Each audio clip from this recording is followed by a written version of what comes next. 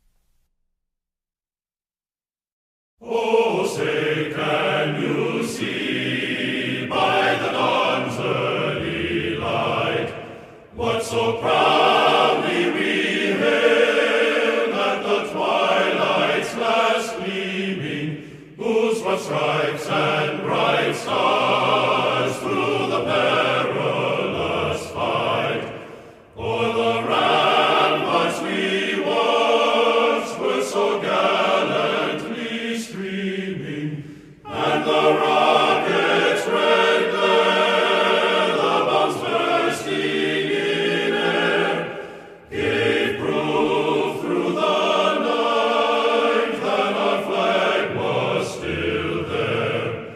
Oh, say, does that star-spangled banner yet wave o'er the land of the free and the home of the brave?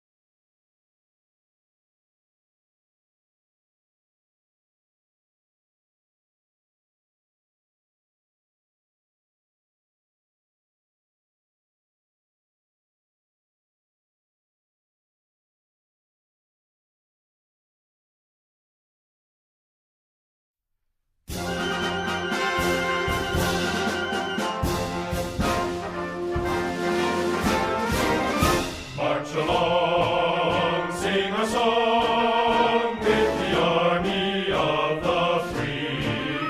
Count the brave, count the true, who have fought to victory. We're the army and proud of our name. We're the army and proudly proclaim.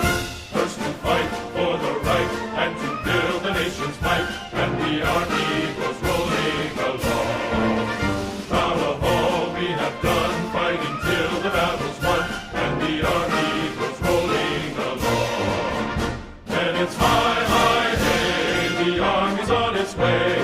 Count off the cages loud and strong. For wherever we go, you will always know that the army goes rolling along. Farewell and adieu to you, fair Spanish ladies. Farewell and adieu to you, ladies of Spain. For we've received orders for to sail for old England, and hope very shortly to see you again. We'll rise and we'll roar like true British sailors. We'll rise and we'll rove across the salt sea, till we strike soundings in the channel of old England, from Ushant to Saley to City for the first land we made was a point called the Dead Man. Next Ramshead off Plymouth, Start Portland and White. We sailed then by Beachy, by Fairley and Dungeness, and bore straight away for the south, for the south, for the right. And we'll roar like true British sailors. We'll rat and we'll roar across the sea, till we strike soundings in the channel of old England, from Ushant to Saley to City for the let every good man drink up a full bumper. Let every good man drink up his full bowl, and let us be jolly and drown melancholy. Drink a health to, drink a health to, drink a health to, drink a health to, and we'll set and we'll roar like true British sailors. We'll rant and we'll roar across the salt sea, till we strike soundings in the channel of old England. From Ushant to Scilly is 34 leagues. Farewell and adieu to you,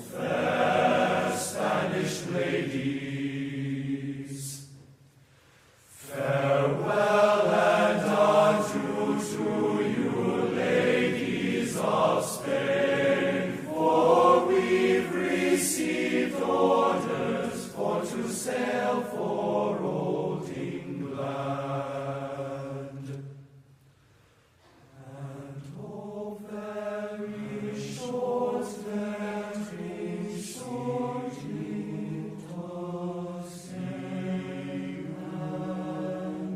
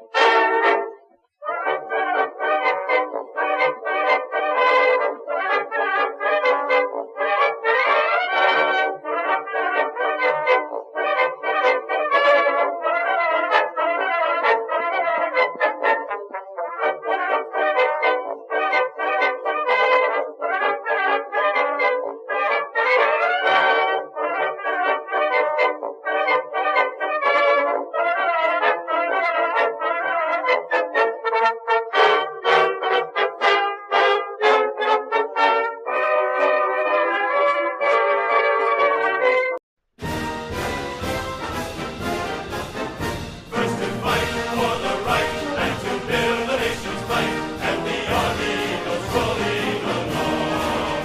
Proud of all we have done, fighting till the battle's won, and the army goes rolling along. And it's high, high, hey, the army's on its way. Now long the days on its run. For wherever we go, you'll always know that the army goes rolling along.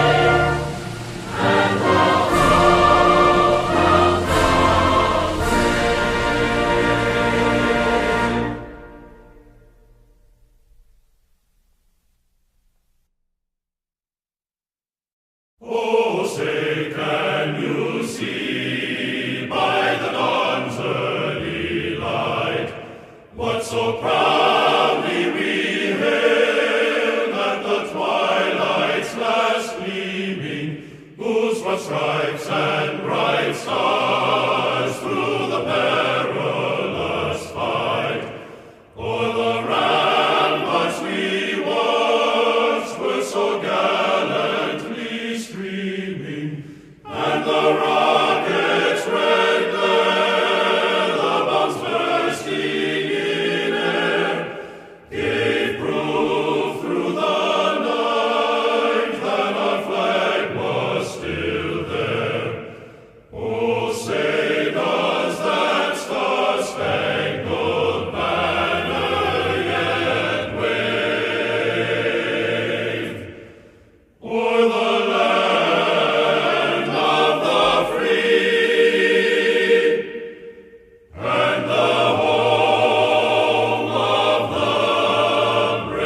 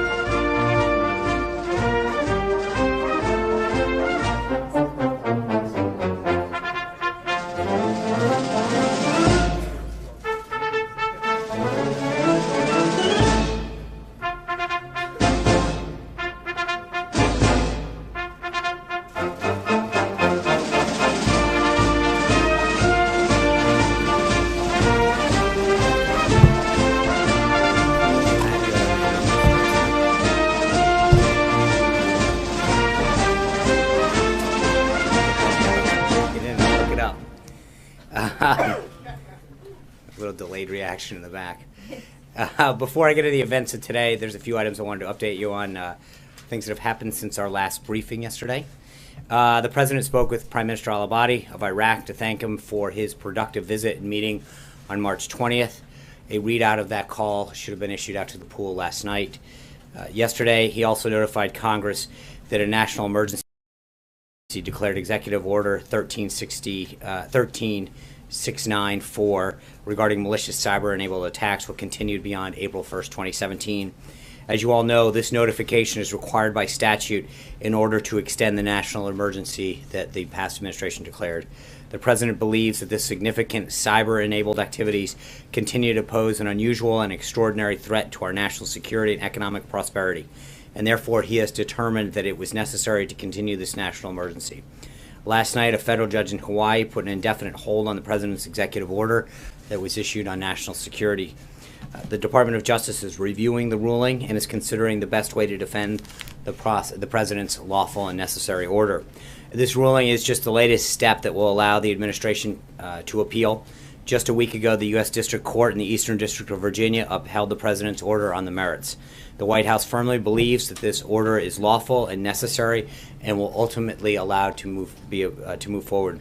This morning, we announced that the President will host President Xi of China at Mar-a-Lago on April 6th and 7th.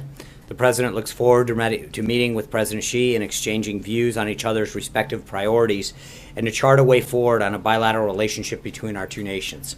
They will discuss the issues of mutual concern, including North Korea, trade, and regional security. Now on to some of the events of today. This morning, the President had a meeting with Treasury Secretary Mnuchin. The Secretary, along with the National Economic Council and the rest of the President's team of experts, have been meeting with and hearing from stakeholders on all sides of the tax reform debate. Tax reform has been a centerpiece of the President's economic agenda from the beginning of his campaign.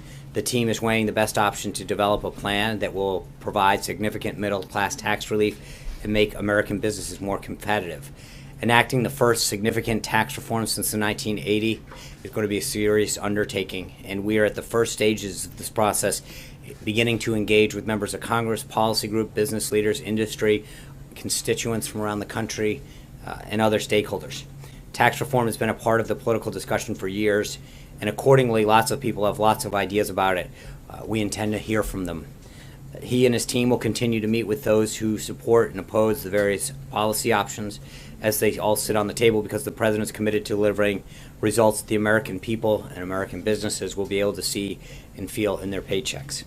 On the Hill this morning, the President was glad that the nominations of his Secretary of Agriculture designate, Governor Sonny Perdue, and Secretary of Labor designate advanced out of committee.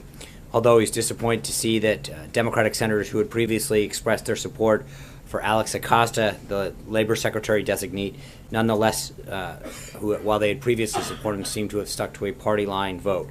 The President looks forward to having them officially on the team and in the cabinet as soon as possible. Also this morning, the Department of Commerce and First Responder Network Authority, FirstNet, announced that AT&T will build the first nationwide broadband network dedicated to America's first responders. This step was part of the 9/11 Commission's recommendation on improving the ability of our police, fire, and emergency medical personnel to communicate seamlessly across jurisdictions, which is critical to their missions. It's also a sign of the incredible ability of public-private partnerships to drive innovation and solve some of our biggest problems while also creating jobs and growing the economy. Back to the schedule this afternoon, the President hosted a legislative affairs lunch on opioid and drug abuse. The lunch was an opportunity to discuss the goals and agenda of the President's Commission on Combating Drug Addiction and Opioid Crisis, which he established yesterday. The commission, which is going to be chaired by New Jersey Governor Chris Christie, is the next step in the President's promise to the American people that he would take real action to keep drugs from pouring into our country and corrupting our communities. Under Governor Christie's leadership and working closely with the White House Office of American Innovation, the Commission will bring together leaders on both sides of the aisle to find the best way to treat and protect the American people from this epidemic. Many members in attendance to the lunch played a key part in passing the bipartisan Comprehensive Addiction and Recovery Act, also known as CARA, the first major federal addiction legislation in over 40 years, which authorized over $181 million to fight the opioid epidemic. Part of the mission of the President's Commission will be to ensure that those funds are spent efficiently and effectively. Too many lives are at stake to risk wasting any money on this effort. Moving on, later this afternoon, the President will welcome Prime Minister Rasmussen of Denmark for a working visit. We'll have a readout on their bilateral meeting for you at its conclusion. A couple follow-ups from yesterday. I know Hunter asked about the House and Senate passage disapproving of the federal communications regulations on privacy rules from last year. So let me just expand on that a little and get to your question.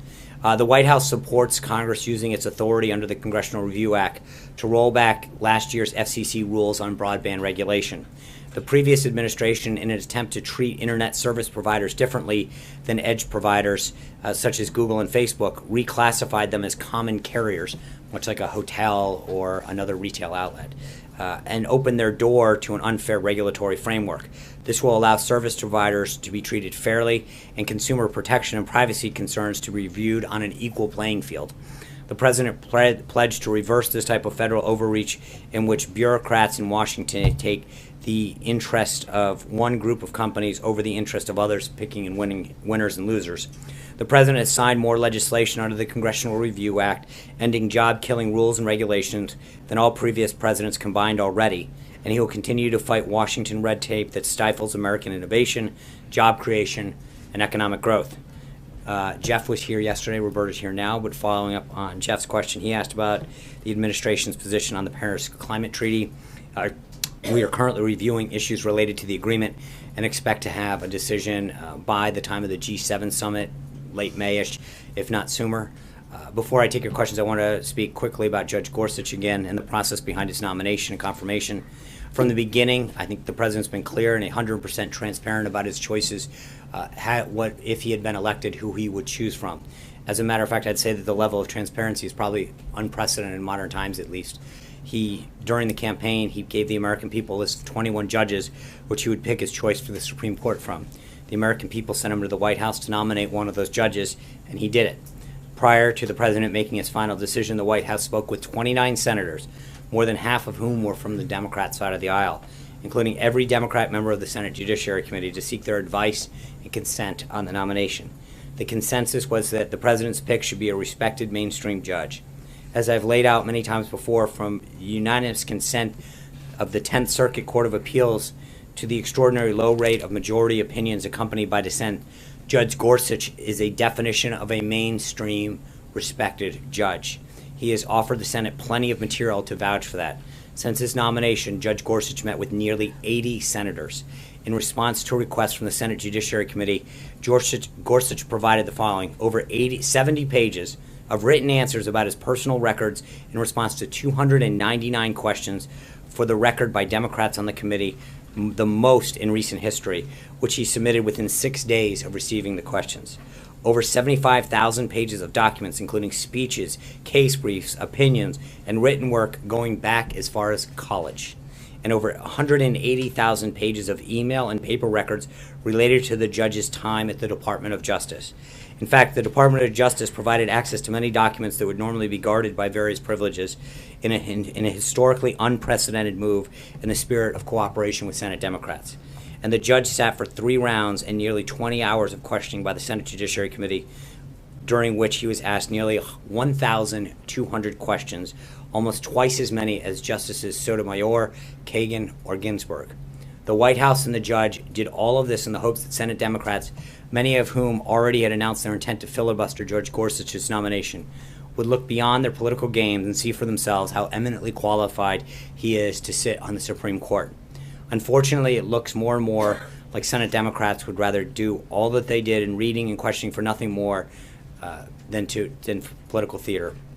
Finally, before I take your questions, a letter was transmitted just recently to the ranking member and chairman of the House and Senate Intelligence Committees that said, in the ordinary course of business, National Security staff discovered documents that we believe are in response to your March 15, 2017 letter to intelligence community seeking, quote, documents necessary to determine whether information collected on U.S. persons was mishandled and leaked, end quote.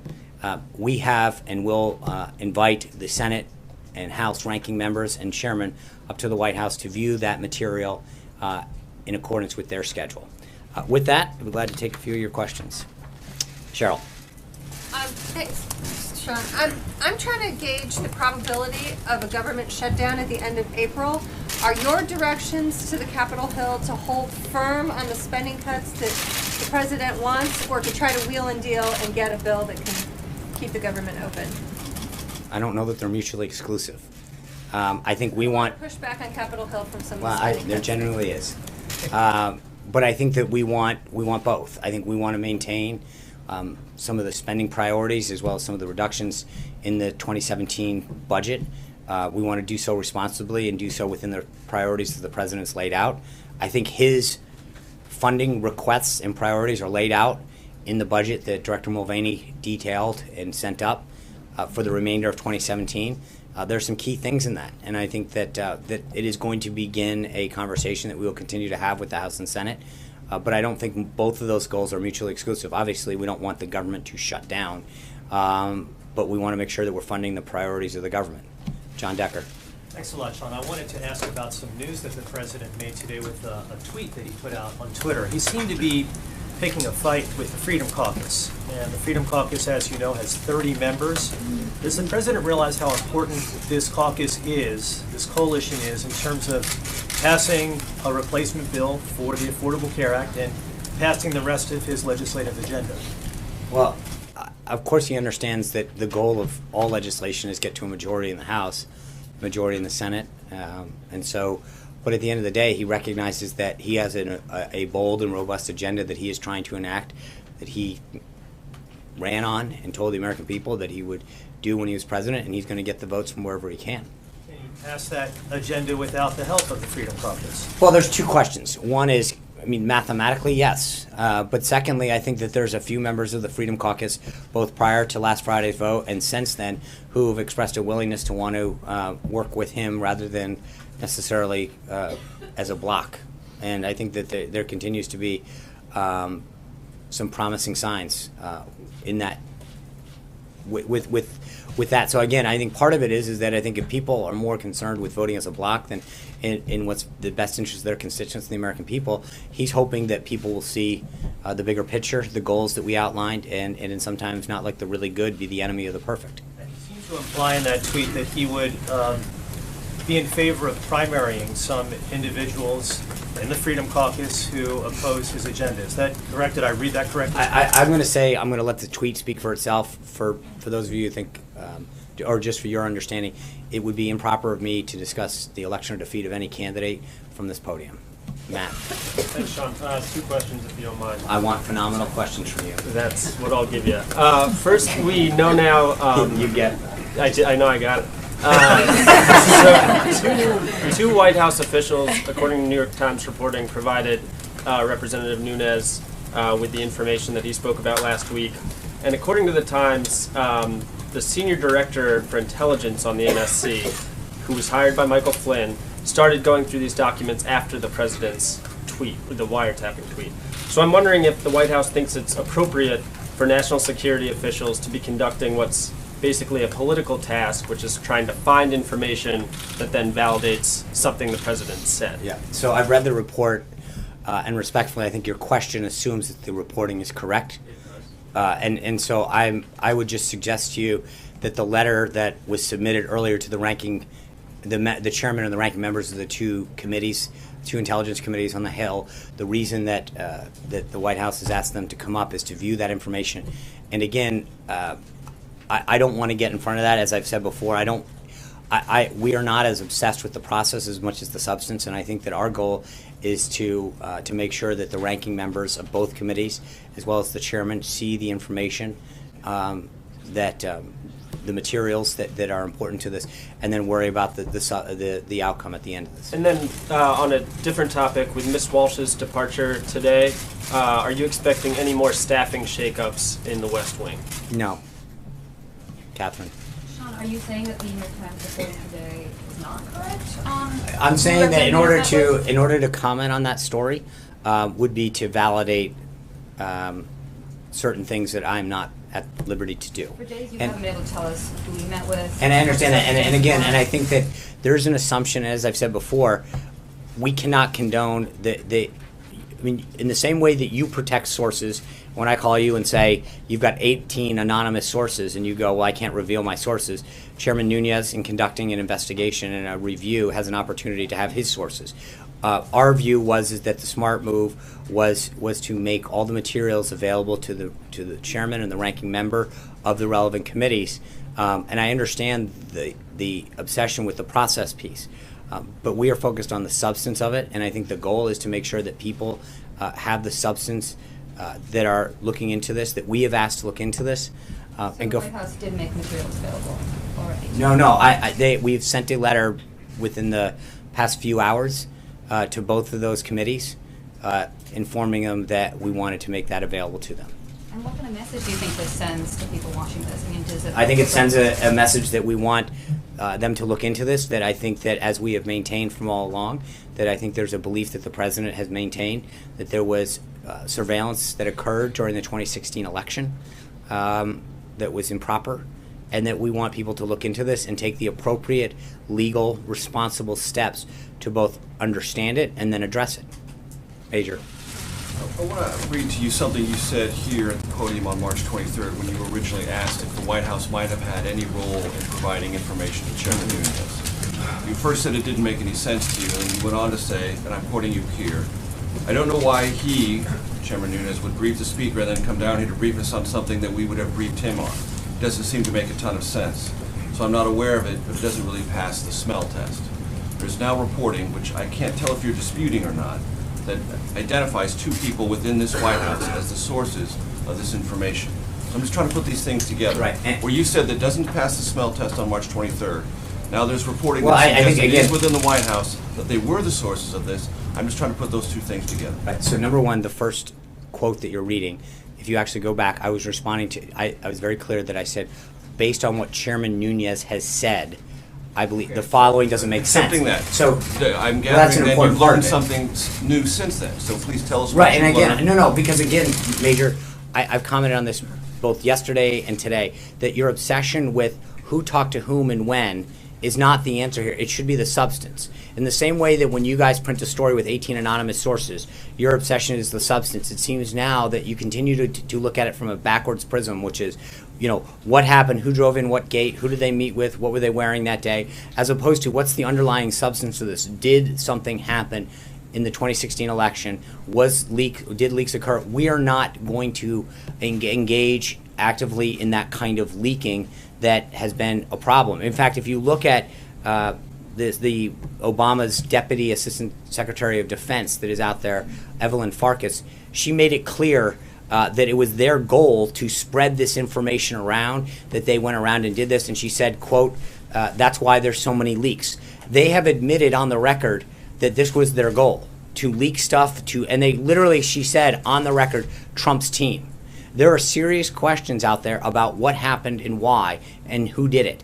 And I think that's really where our focus is in making sure that that information gets out. But can't the process, from your vantage point, validate the importance of the substance? Well, I think there's a review that we've asked for probably You four. told us that you're willing to look into and ask And I am. questions about the process and provide us answers. And That's all I'm no, trying to go through. don't. Please don't put words in my mouth. I never said I would provide you answers. I said we would look into it. The responsible thing for us to do is to provide the individuals and the committees who are doing the review the materials that they're looking for, or some of them. We don't know what they're exactly looking for, what they've seen and what they haven't. Our goal is to be as forthright as possible. They asked the intelligence communities and others in a March letter for information. We are willing to provide them with the information that we have, the materials that we have come across. And I think that is an important step. Again, it is not, our obligation is to make sure that a review is done both in the House and the Senate, as we asked for a few weeks ago, not to make sure that we illegally leak out information to you. And when you say we have information, are you disputing the reports in the New York Times? I'm not commenting on the reports, Major. I just got asked the same question. You're saying we, so I'm just No, trying to find out their names I'm of saying people no. who We, work for the meaning the NSC, White House, who work at is this not White House, is not who've going to been start named now confirming. publicly for the first time. I get it. We are not going to start commenting on one-off anonymous sources that publications publish. If it were wrong, would you tell us? I'm not going to get into it. As I've just said, I get it. How many times you can ask the same question, Hunter? Thank you, Sean. I have two questions. The first, President Trump is pushing for a major tax cut, increases in defense and infrastructure spending, and the border wall. Does he think this agenda has to be deficit neutral, or is he open to plans that might initially add to the debt? Well, I think when it comes to tax reform, he's got three underlying goals. One is tax simplification, two is to lower the rates, and three is to grow jobs in the economy. And I think part of it is that if you look at it dynamically, as the plan develops, and again, as I mentioned earlier, we're not there yet. We are beginning that process of engaging with stakeholders. As the plan develops and there's a cost put on it, that's going to be a decision that gets looked at, as well as what are the economic growth and job creation aspects to it. So to answer that question without knowing what the full scope of it is looking at something and answering it in a vacuum. And then just to clarify one thing with the New York Times story, I know you won't identify Congressman Nunes's sources, but isn't it abundantly clear that at least some White House officials had to be involved in him getting information here because they would need to help him access the complex? I cannot get into who those individuals were. Right, but it was someone at the White House, right? They Well, need to help him have access. Again, if I start going down the path of confirming and denying one thing, that we're going down a very slippery slope. I've made my position very clear on that. Jessica. Thank you, Sean. Thank you for announcing the visit of the Chinese president. I have a couple of questions about that visit. If you'd entertain me. Can you talk about the location and how it was chosen for this visit? There's, as you can imagine, on any trip, no matter who the foreign leader is, there's a lot of discussion that goes back and forth between the White House, the State Department, and the equivalents of the other head of governments, their appropriate counterparts. And those are kind of things that go back and forth in terms of how long, the activities, what will be discussed. Every single thing is discussed on both sides. And so that was a long and ongoing negotiation with the government of China and with their representatives, lasting several weeks now. So how did you arrive at Mar-a-Lago? I'm not going to get into the back and forth. I would just suggest to you that both sides discussed various locations and topics and agendas and length, etc., and aspects to the trip, and this is what we've arrived at. So what is the goal for the White House to accomplish during the visit? Well, I think there's a few things. One is I think this is an opportunity for President Trump to develop a relationship in person with President Xi. He's spoken to him on the phone a few times. But we have big problems, and I mean everything from the South China Sea to trade to North Korea.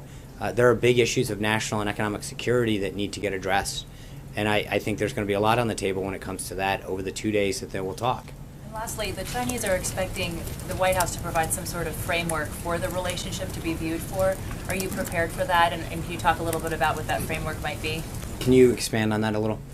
Kind of put a floor under the relationship, looking for how to view the relationship. Obviously, you had the rebalance and the pivot in the prior administration. Right. Is there a tagline or a vision for U.S.-China relations that you will roll out during this visit?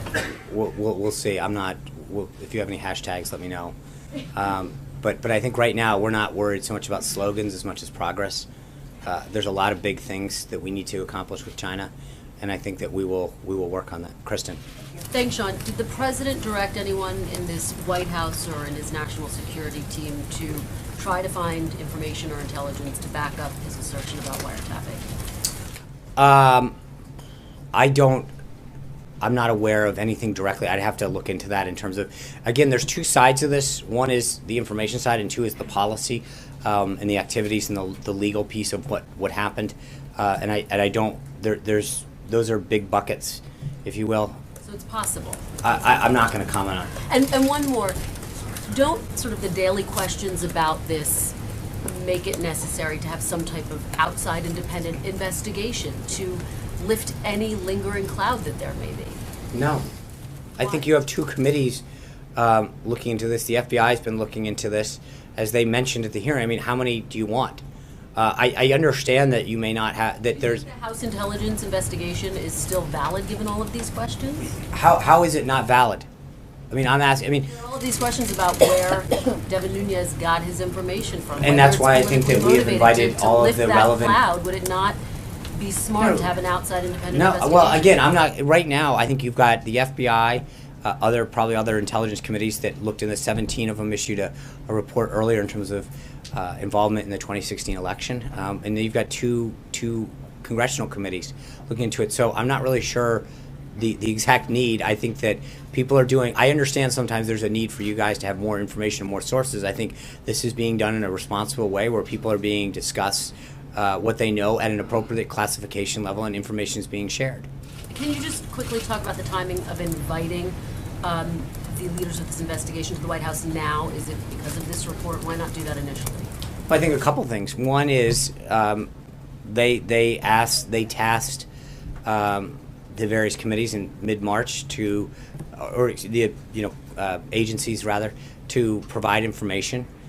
We felt we had information that was relevant, and I think there was some, there's a desire to make sure that both sides of the aisle who are looking into this, as well as both chambers, had that information. Anita. Eric Trump gave an interview a few days ago to Forbes magazine in which he said that he would update his father regularly, perhaps quarterly, on the business, including giving profitability reports. So I have two questions about that. One is, have they spoken about the business since January? And two, how does this not violate what the president set out as the protocols for how he would deal with the business? Well, two things. I don't know if they've spoken. It's not, that's maybe a question better directed to the Trump organization. But secondly, I think everything that he's done is in accordance with what the counsel's office and the ethics folks. Just following up, I believe he said that he wasn't going to talk to his children, his sons, about the business. So how is that? I think everything that is being done in terms of reports or updates is being done in a consultation with the counsel's office. So I think that's Justin. I have two things I want to ask. The first is to just follow on Major and ask about the substance. It's sort of unclear what you guys are telling the chairman and the ranking members you have. Is it information that would validate the president's claims about surveillance during the 2016 campaign, or is it information about their broader Russia investigation? I'm not here to share that. That's why we've invited them up to view it in a classified setting, in an appropriate setting. It's not to be shared with people that don't have the appropriate clearances and access. You're not intending to imply that this is the information that the Chairman Nunes has been talking about. No, what I'm suggesting is that there has been information that has been material that has been made come to light, and that we want to make sure that the people who are conducting the review have that information, have access to it. All right. And then Westinghouse Energy filed for bankruptcy yesterday. I'm wondering if that's prompted national security concerns within the administration, and if there is any effort within the administration to sort of help them navigate this bankruptcy, considering the I'll have to check on that. I think there's obviously a couple departments that would be interested in that. Steve? John, I just want to ask you to elaborate more on what you have so far told us. You said that in the ordinary course of business, the national security staff discovered documents. Can you explain how these documents were uncovered? What does it mean? Yeah, I don't think, no, I'm not. That's why we've invited them up for a classified setting, is for them to see these materials and understand it. This is not the setting that is appropriate to discuss that. So who in the national security staff then uncovered the documents? Good question. That is not, again, as I've mentioned multiple times, we're not here to go through the process. Our job is to get to the substance of this and to make sure that the people who have the appropriate access and authority to look into this matter and then take appropriate steps have that. Are you in a position right now to deny or rule out the possibility that members of the National Security Staff have already informed the chairman of the House Intelligence Committee? I'm not going to get into any further details on this. I would just suggest to you, again, if I can go back for a second to something that the Obama administration's Deputy Assistant Secretary of Defense noted very clearly on the record, that they were engaged in an effort to spread information about Trump officials that had come up in intelligence. That's not, that is several networks. Evelyn Forecast made that proclamation about what was going on during the Obama administration regarding the Trump team. So that is something that they made very clear on the record. John. A couple of things, John. First of all, on the Freedom Caucus, in response to the president's tweet, Congressman Amash of Michigan responded on camera saying most people don't like to be bullied, in response to the president, also saying that sending out such tweets is constructive in the 5th grade. It may allow a child to get his way, but that's not how government works. could you take a moment to respond to Congressman Amash? Was the president trying to bully the Freedom Caucus? No, I think this is consistent with everything that he has said since Friday of last week. And I think that he is looking for members on both sides of the aisle who want to be constructive to achieve the goal of a patient-centric healthcare system. That's it, plain and simple. And I think that his comments and his tweets speak for themselves with respect to how he feels and why. John, following on that, is this a divide and conquer strategy? No, it's a math strategy, which is to get to 216 and pass an effort and continue to move the agenda forward. And then if I could follow on what Major said, you've accused the people in this room several times of being more interested in process than actually in the substance of things. But when information is discovered by the Intelligence Committee chairman in the House at the White House that is potentially exculpatory to what the president has tweeted out, and it's reported that one of the people who was involved in uncovering that information is a White House staff member who was kept in his position over the request of the National Security Advisor by the political leadership here at the White House, does the process not then take on some relevance? Well, the process in the sense that we are, as I've noted, we've invited the chairman and the ranking members who are looking into this and reviewing the matter up here. That doesn't mean that we allow uncleared members from the media to come in and look at it. That means no, you are. You said, but I think it is because that's not what I asked. What I asked was, when you have that connection of dots all the way along, does the process, does the provenance of this information not become relevant to the overall investigation? It's up for the people who are conducting the review to decide that, not for the people in this room to decide it. It is up to the people who are cleared to look at that information and that material, to look at it and make their evaluations. And I think they are conducting the review. You've seen very clearly, both on the House side and then starting today on the Senate side, them looking into this matter. That is the appropriate venue, forum, and personnel to be reviewing it, plain and simple. Sean, a quick Zeke. follow-up on that. Zeke. You mentioned Zeke. a couple of times Zeke. that... Thank you. When has the president already been briefed on this information? That, I'm sorry, I couldn't hear you. Has the president already been briefed on this information that you're now inviting the congressional committee chairs to come and view? And when was he briefed on it? I will look into that. I'm not entirely sure when or what the status of that is, but I can follow up on that. Why would you brief? Why would the White House brief? I understand the question. Like I said, I will look into whether or not where that stands. Blake. Trouble on taxes. The timeline here had been healthcare first, tax reform second.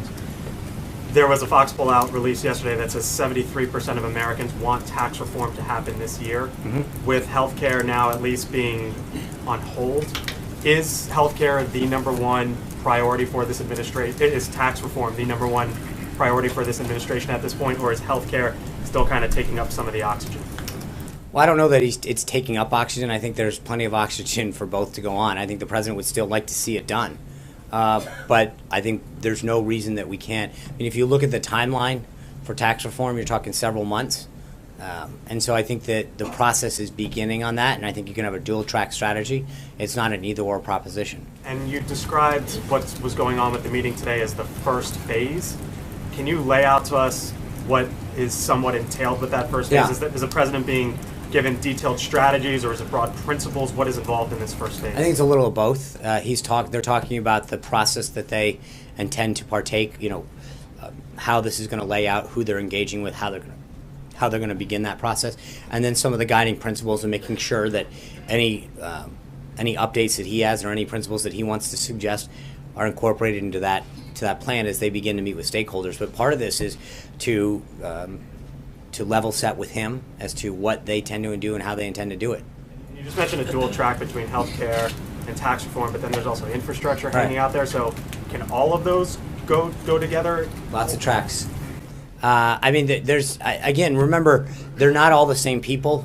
Some of them overlap, some of them don't. But I think part of this is that you got to remember that some things can happen sooner than others because of the legislative calendar. Some things are going to take longer because of both the legislative calendar and because of the number of individuals involved and the complexity of the situation. But there's a lot of things that can be moving at once because of how they'll play out. John Gizzi.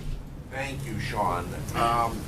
Turning to the foreign front, yesterday Vladimir Kara-Murza, the twice poisoned Russian dissident and vice chairman of the Open Russia movement, testified before a Senate Appropriations Subcommittee backing continued sanctions against Russia. He also called on Secretary of State Tillerson to meet with Russian civil society members, in other words, anti-Putin dissidents like himself, when he makes his trip to Moscow next month. Mr. Karamirza also said he was meeting with many members of Congress, both parties, but he would be very happy to meet with any administration officials. Are there any plans for the President or anyone in the White House to meet with Mr. Karamirza, and will Mr. Tillerson meet with the Russian civil society? When I would suggest to you, I'm not aware of anything yet. Both the National Security Council as well as the State Department are probably more appropriate for you to address that to. Alexis. I ask a question, but before I do get some clarification on the answer that you gave to Hunter and to Major. I thought it was just yesterday that you said that when you were asked who cleared in Chairman Nunes, that you had asked some preliminary questions, had not gotten answers, and that you would continue to ask. Yep. So my question today is, you know the answers to that, and you are saying you will not answer that question today, No, or no, you that's don't not know? right. No, so what I'm saying to you is that the decision that has been made is to bring in all of the relevant individuals that are reviewing the situation and make them available. That getting into sources and process is not the proper way to conduct this review, and we want the people who are conducting it to understand more fully the materials, not necessarily who came in what time and whatever. So you're, just to clarify again, you asked the questions, you were not given answers. No, I'm just saying that yesterday just you I asked understand. that, wait, let me finish. You said yesterday that you asked, you didn't get the answers, and so what you're telling us today is you are never going to get the answer, you, yourself, you are never going to get the answer to who cleared in Chairman Nunes. No, what I'm saying is that the decision was made. It's supposed to focus on the process, to focus on the substance, and that the decision was made. Answering my question. I let you ask the question, so let me answer it, please. And the answer that I'm giving you is that the decision was made internally to focus on the individuals who are doing the review, both Republicans and the Democrats, House and Senate, and have them come in and look at the materials. That's what the focus should be, Alexis. Caitlin. But wait, here's my bigger question. The President has expressed his affirmation, his support for the finding that Russia interfered with the 2016 election. That is the centerpiece of the investigation at the FBI and the Senate Intelligence Committee. My question is, can you update us, what is the President doing now in the administration to respond to Director Comey's testimony that interference is not just election year based, but continuing? What you're talking about, the executive order, is that correct? I'm just asking, can you update, what is the administration doing to prevent that, to respond to that preliminary finding that we already know, that is continuing? Well, so the executive order that the President signed that continues the national emergency deals with looking into malicious attempts and cyber attempts to come into the United States. That's what the executive order that he signed was. That's the sum total of the response so far.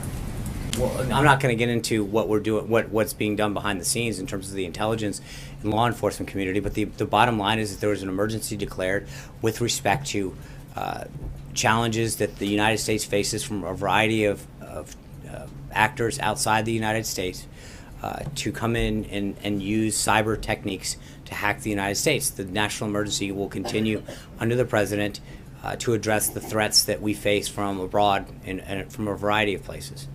That's it. April. Wait, Sean. April. Yes, Sean. So, what? He had already called. He called on someone else. I'm sorry. Go ahead and then come back to Okay, you. I'll do Caitlin and April. I'm sorry. She can go first, but I'll just go after her. Okay. Okay. Thank you, Caitlin. So, Sean, what is the ultimate goal of the leaders coming in to get this information, and will it be information that Nunes received plus, or will it just be basically a synopsis of what Nunes received? Well, it's going to be the materials that are relevant to the discussion in the area that they're reviewing. And that's up to them to decide the relevancy of that. I think we have, or the National Security Committee has gone into come upon some materials that they want to share with them. It's up to them to make a decision about the relevance of those documents and what they lead them to believe. But I mean, there's two issues here. One, April, is what do they see, and then what do they want to see in addition to that, or as a result of those materials, right? So in other words, they may see things and say, hey, this is interesting, I wonder if there's a pattern, this is interesting, I want to see more, or they make a conclusion right away. But that's part of the idea of, to your first part of your question, of sharing information with them, is to allow the members of both of the committees on a bipartisan basis to come in and review materials that we think are relevant to the issues that the president talked about with respect to surveillance, the masking, unmasking of individuals, the handling of it, et cetera, and then it's up to those members to decide what to do with that information, how to explore that more in depth. So ultimately, in their questioning, they could actually wind up getting what Nunes received, possibly, if they dig and ask different questions, just sitting in the intelligence meetings like the president does, digging. If he decides to dig more, he'll get more.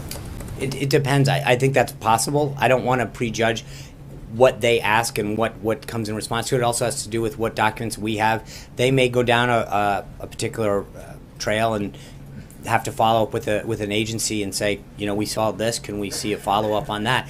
As you saw from media reports, the NSA has been asked to provide documentation to the House. My understanding from the reports is that was ongoing, and maybe some of the materials that they see prompt them to ask additional questions, but that's part of providing it to them. It's an ongoing review, and what we want is for them to see these materials and come to conclusions, or need more information to come to a conclusion. But this is part of that review process. Are they allowed the same type of briefing with their ranking and who they are?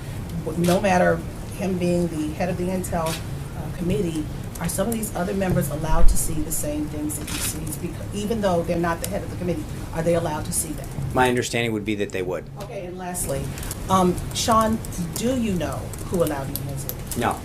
You don't know? No. Caitlin.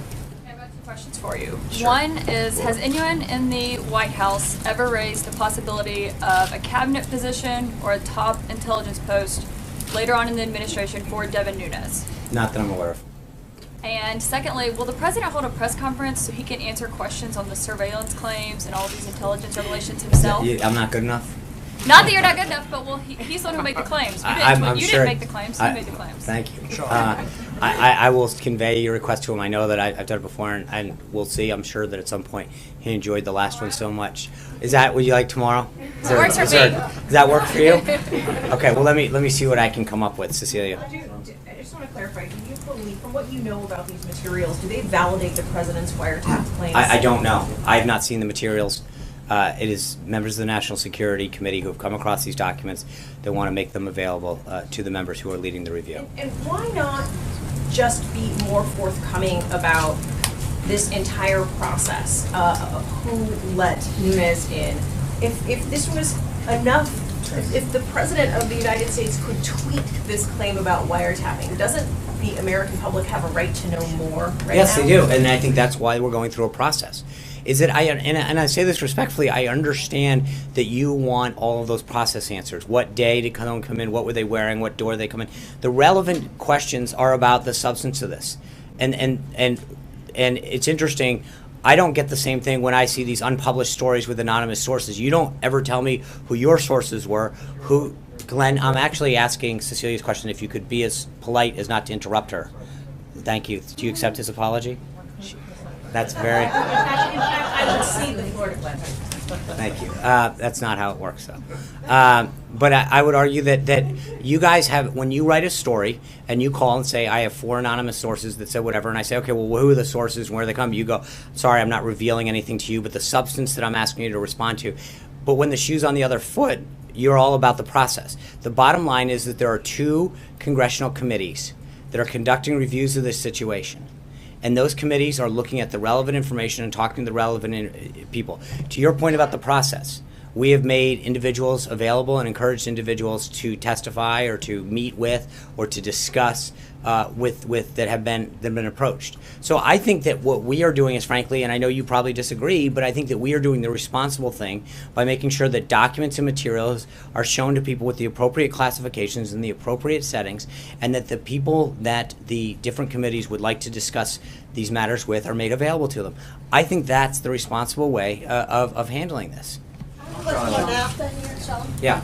Sean, thank you very much. I have two questions, one on Venezuela and another one on climate policies. I want to start with Venezuela because today the Supreme Court in Venezuela said they decide to take over the Congress powers, and the opposition say there is a coup underway.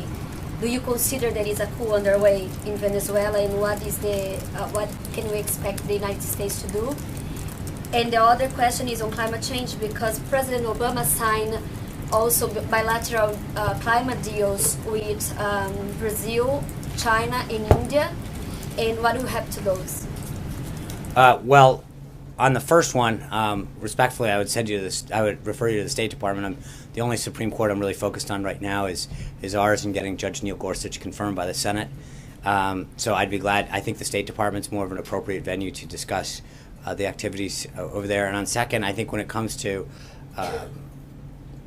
things like the Paris Treaty, as I mentioned at the outset, that is being.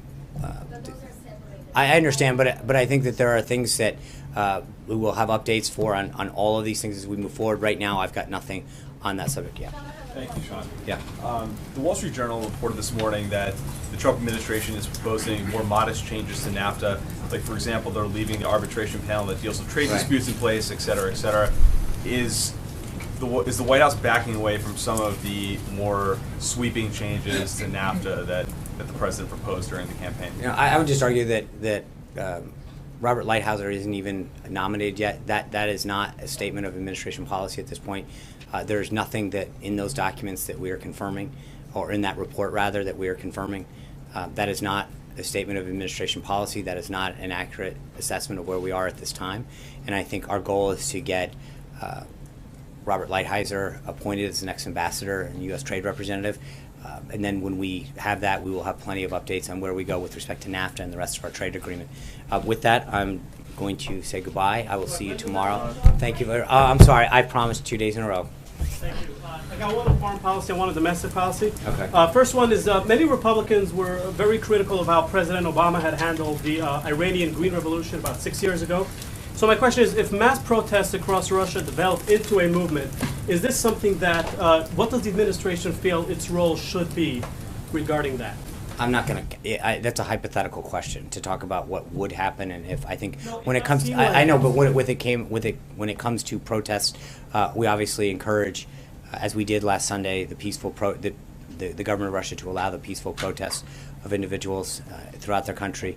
We obviously support the people to have a voice in every government throughout the world. And on the subject of partisanship and obstructionism, whose responsibility does the president feel it is to put an end to partisanship, and who needs to be reaching out to whom collectively? I think it's a two-way street. I think we, I think part of it is that we the president and the first lady extended an invitation the other night for everyone to come. I think we were excited to see a third of Senate Democrats come. I wish we had seen more. There's an opportunity, I think, to engage in a discussion about some of the issues and come together.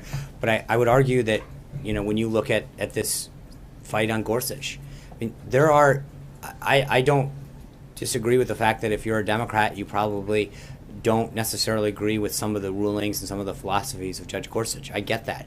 But at the end of the day, they have always agreed. In fact, in most cases, the filibuster has never been the norm. It hasn't. And it is odd to see that these individuals who have, it's one thing to vote no, it's one thing to say that we don't agree, but to now turn to filibustering or threatening to filibuster Senate unbelievably qualified people. And there's nobody that I'm aware of, even on the left, that is suggesting that Judge Gorsuch isn't qualified to serve as a Supreme Court justice. Republicans in the past have allowed Democrat presidents to have their nominees voted on up or down. And for the most part, when you go back through President Obama, President Clinton, Republicans have joined with Democrats to allow people who are qualified to go onto the court. And to see this new precedent be formed by Leader Schumer is disappointing, because this is a huge, huge crack. I think there was a column in one of the papers today. I think you are really fundamentally changing how the Senate's going to operate by doing this. And I think that's an important, they can disagree with him philosophically. I get that. But when you have an election, you can assume that a Republican president is going to choose Republicans for appointments and for federal judgeships, and the Democrats will do the same with their time in office. But it was Obama's, nominees that got through, all with Republican support, and it's difficult to understand why, when you've got someone as eminently qualified as Gorsuch, that this is the stake that they want to drive. And I think it further sets a partisan divide in our country when we can't allow people who are qualified and universally so to get on the bench. Is enough being done from the president's side to try I think to... so, sure. But I think it's a two-way street. I would ask you, what is, I remember a few years ago, there was all this talk about, from the get-go of Obama, Democrats made hay about how they wanted to see him as a one-term president. I've seen a similar tactic from Democrats now about how they want to defeat him, they want to stop his agenda, and there's no sense of them wanting to work with this president. So at some point, I think we have shown a willingness to bring them together. It's amazing how many senators, when you talk to them over the course of the last, almost 70 days, have said, I've been to the White House more in the last 70 days of a Trump administration than I was during 8 years of an Obama administration. And I think that speaks to the president's desire to bring people together and to find common ground on areas of mutual agreement where we can move the country forward. Thank you. I'll see you tomorrow.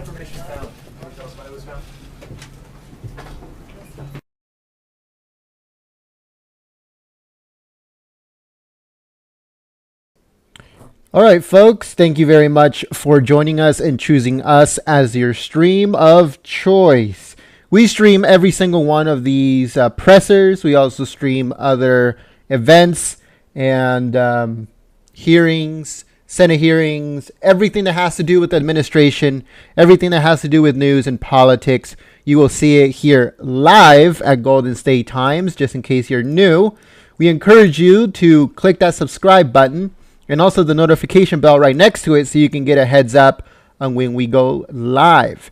We also upload news videos every single day, at least 3 to 4, to make sure that you guys are all up to date on what's going on with politics, what's going on with news, and everything that's happening here in the United States.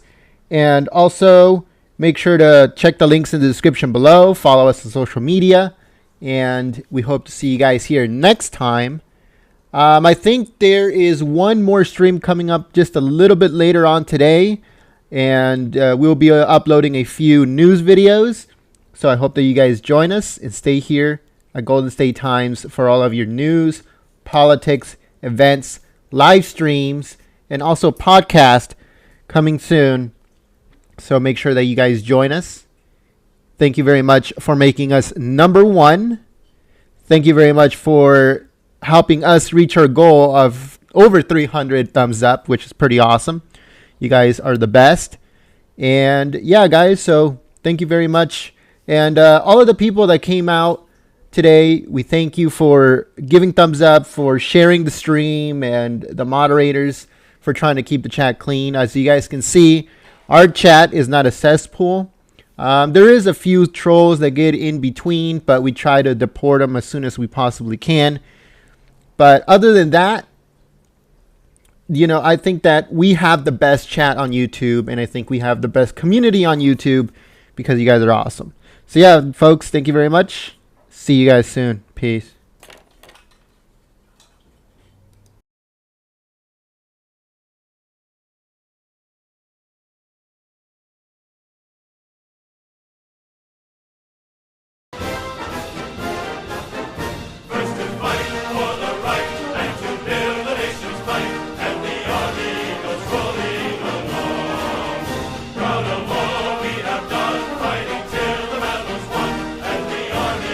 Rolling along.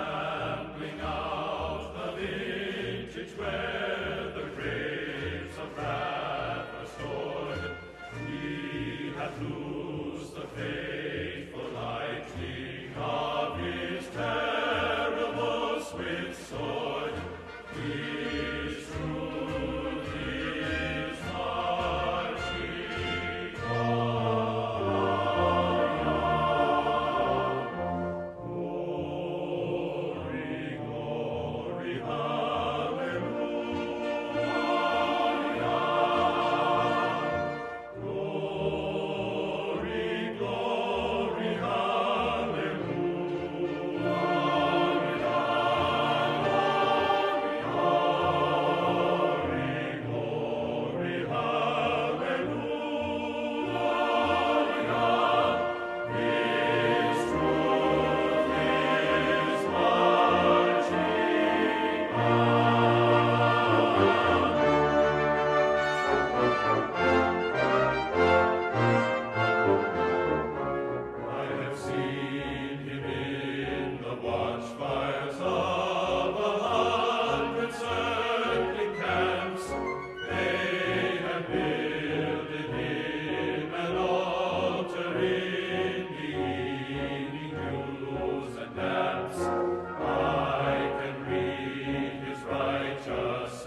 Hallelujah.